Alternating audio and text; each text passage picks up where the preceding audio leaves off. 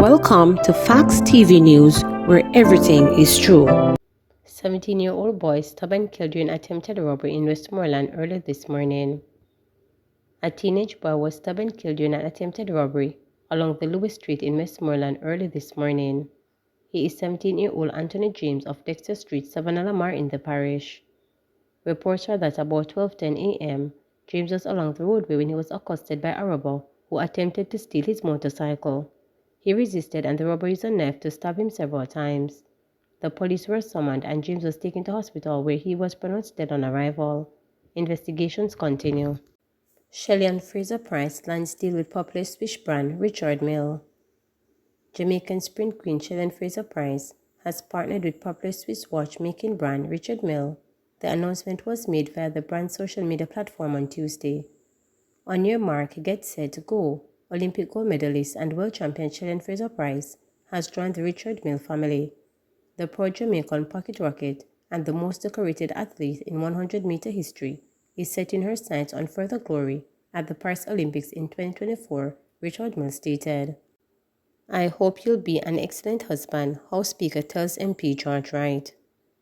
Speaker of the House of Representatives Juliet Holness has urged controversial Westmoreland Central MP of Parliament George Wright to be an excellent husband as she congratulated him on his recent marriage. While introducing Wright ahead of his contribution to the State of Constituency debate on Wednesday, Holness said, I'm informed that you're recently married. Congratulations, and let me put it on record, I hope you'll be an excellent husband. George Wright, who is now an independent MP, and his partner Tanisha Singh got married on Saturday. For the first time, I openly acknowledge my friend, my confidant, and my longtime partner, my wife, Miss Tanisha Singh, whose unwavering love and commitment is my source of strength, Wright said at the start of his presentation. Wright and Singh drew national attention 2 years ago after the release of a viral video of a man battering a woman with a stool. Both Wright and Singh made separate assault reports to the police at the time, but none of them offered statements to allow for prosecution. Wright resigned from the ruling Jamaica Labour Party amid the controversy. JTA calls for more resource officers in schools following alleged assault of teacher by student.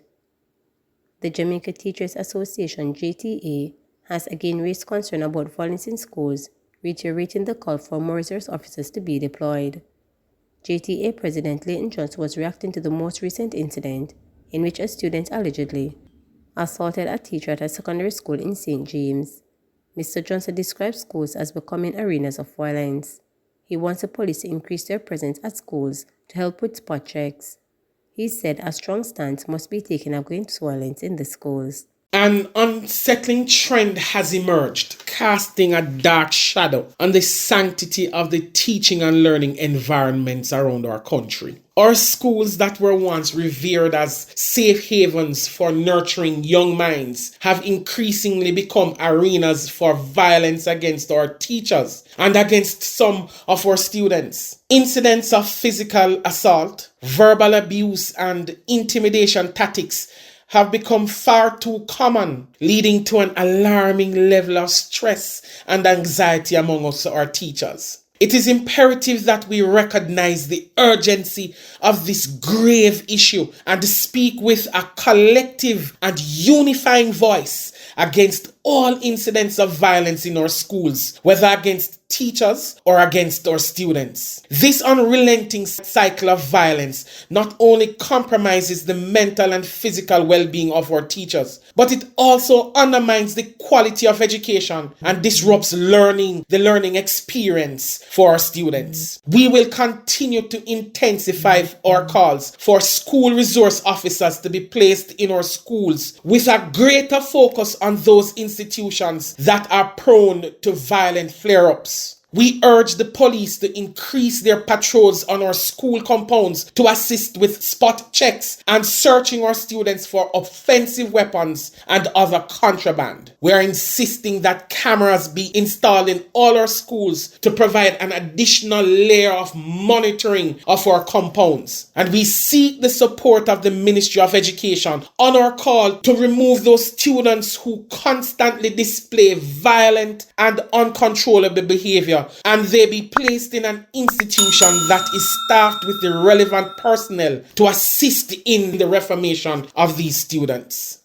Our teachers are employed to do a job, and we must ensure that our teachers are able to function in an environment that is non-threatening and free from violence. Our country's education sector is being held together by a thread. Our teachers are already leaving for jobs in other jurisdictions. Therefore, it is necessary for us as a nation to take decisive action that will demonstrate to our teachers that we will not tolerate any kind of violence against our teachers and against our students. We continue to urge our teachers to be professional in their disposition in the execution of their duties. But we will also encourage our teachers to defend and protect themselves if and where necessary.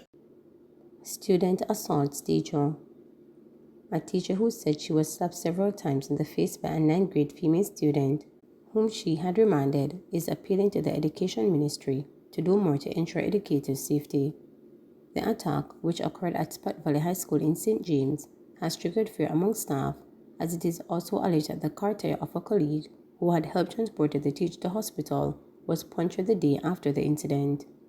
A student draped and boxed me several times because I said stop the fighting in class, the maths teacher, who asked not to be identified by name, told reporters.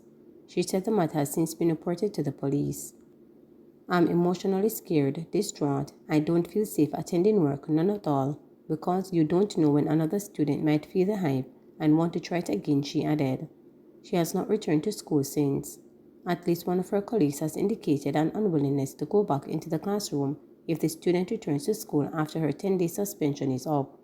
In a voice note, she expressed her dissatisfaction with the punishment meted out to the student. Now, the talk of the town is, picking a box miss and get 10 days. 10 days for box song teacher? What is 10 days? She raged. She said other educators are reluctant to work at Spot Valley High, and those who do are now uneasy. Something has to be done about the picking of them, she demanded. The teacher who was allegedly hit in the face is pleading with the Education Ministry to intervene. We need to have that reassurance and support from them so that we know that we are safe, she appealed. She said, coupled with some students' bad behavior, the school also has breaches in its perimeter fences and lacks sufficient security guards. Safety in the parking lot for teachers' properties is lacking, as several vehicles in the parking lot have been damaged by students. Tires have been slashed, tires have been cut by objects to puncture them, she stressed. When reporters contacted Spot Valley High School Principal Richard Thomas, he confirmed the teacher's report. Yes, there was such an incident on Wednesday last week. So far since the incident, we have collected our reports from all parties, which included the teachers and the student involved, and other students who have been in the classroom at the time, Thompson stated. He noted that the student at the center of the brawl has been suspended. There is further investigation going on. The matter has been sent to the personnel committee of the board for them to do their continuous investigation and to call that matter, as it relates to the student, with the parents for further interrogation, he revealed. I can also confirm that on Thursday, the right back tire of a teacher's van was slashed with a sharp object. As it relates to the perimeter fence, we would have been in dialogue with the Ministry of Education, which so far has done their procurement and have the matter been dealt with as to getting that perimeter fence up. So yes, we do have a perimeter fence issue, Thompson added. He further noted that he and his staff are scared. On Friday, I would have seen my staff in a mode that we all are in a scared mode. I won't tell you myself, we were in a mode where we were wondering what is really happening and if this is really happening here at Spot Valley High. So we had a meeting and would have come up with things that we'll do in the interim until we get certain things in place, he added. He said the government has provided funding for the school to procure cameras and that process is near completion. It is just a pity that it happened now. We do have funding for that and we have been speaking with suppliers. That is in place. would have already paid half of the amount of the money to get the fencing, so there is some form of feeling of safety. It is sad that this has happened, although we would have had those in pipelines coming to be done starting as soon as December, the principal explained. It is sad that there is this attack on my teachers and staff on a whole. I think it is just for us as human beings to understand our teachers, especially my teachers here, have taken their time to teach. Somehow, it is not appreciated. There are some students, I can tell you, who do appreciate my teachers. We just have this overwhelming here that is really affecting the learning process, he further stated. Today's educators, the principal added, have to play multiple roles. We have to be here not only as teachers, but we're here as security, as mothers and grandfathers. But we really want to spend most of the time dealing with educating our youths, he further stated. The students that we're dealing with here, they have a lot of problems, and the ministry again has put things in place, but it's for a few. They can only afford some students. So we have case management going on. We tend to put a lot of interventions in place, and we're really hoping for the best, Thompson said. Last June, President Winston Smith encouraged educators to stand up and fight back. It doesn't faze me if people don't want to categorize me for it, but I do not want my teachers to just sit down and allow themselves to become a victim, Afari Smith declared. So, because you're trying to be professional, you end up being professionally dead? Please remember to subscribe, like, share, and click the